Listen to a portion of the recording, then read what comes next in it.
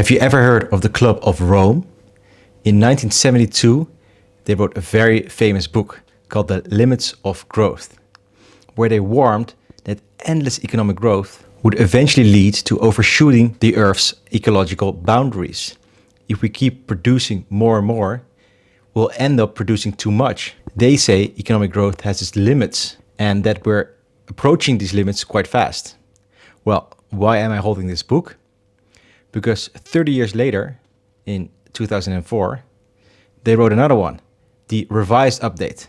They made some predictions in the 1972 book and they revisit them 30 years later to see what has come of it. The conclusion of the book, that despite technical and technological advances, still we're slowly pushing past Earth's tipping points. Biodiversity is being erased, climate change is heating up, and there's rising inequality. To prove this, they run computer simulation, which show that around mid-century, so 2050, we will cross a dangerous tipping point where we overshoot the planet's capacity. They have a whole load of data that they load into sophisticated computer models. Of course, there are critics that say the models are lacking.